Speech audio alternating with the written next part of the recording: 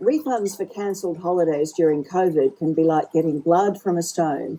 These travel agents say they understand your anger and frustration, but they want you to know they're doing it tough too.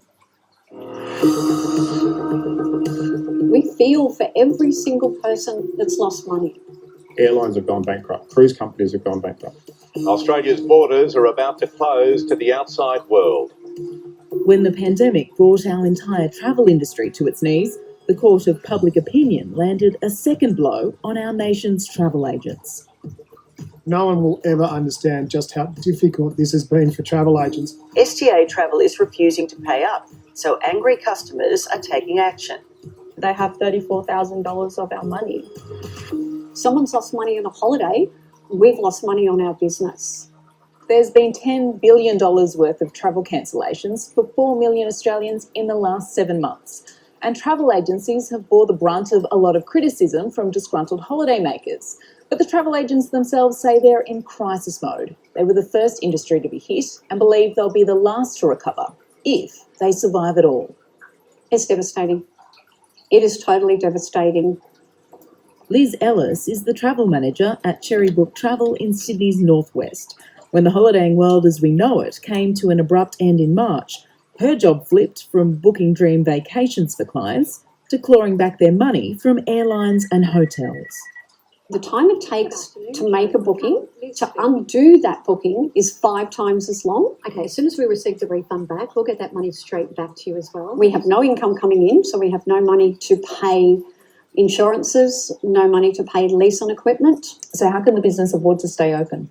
We have just been surviving on JobKeeper. Come 31st of March, there's nothing. We fall off a cliff. We're terrified. We are honestly terrified come the 31st of March what's going to happen. 70% of all international travel booked in Australia is with a travel agent. Our 4,000 travel agencies have suffered up to a 90% revenue drop since the start of the pandemic.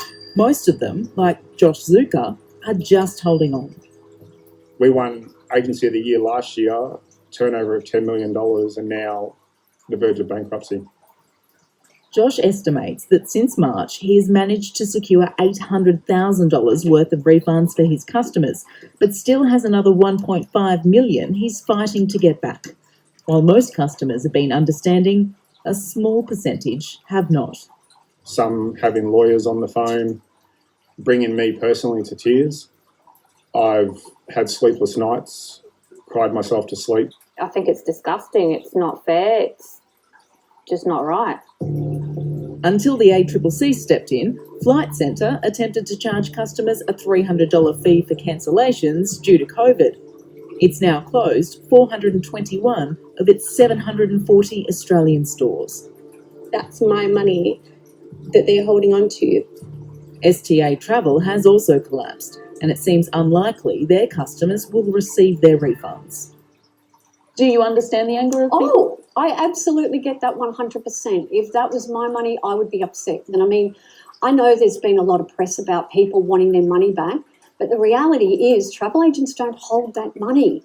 The suppliers have it. People started abusing people. That was the way of life. And to me, it's not the way that you treat people.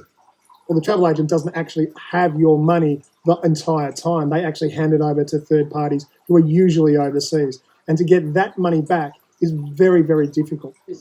Quentin Long is the co-founder of Australian Traveller Media. He believes this crisis has been an overdue accelerant of change in this billion-dollar industry. The travel agent, without very much experience, without much community engagement, which is really transactional, are the agents that aren't going to survive. And you've seen Flight Centre already close more than 400 stores, and that's probably an indication of who's not going to survive. Who's going to survive? It's not just the agent, it's the airline, it's the cruise company, it's the hotel, it's the mum and dad hotel in Santorini that, had 10 rooms and they thrived on business in summer, and now there's nothing. We're hopeful, okay? We wouldn't be here 7 months later if we weren't hopeful. We would have just closed our doors earlier.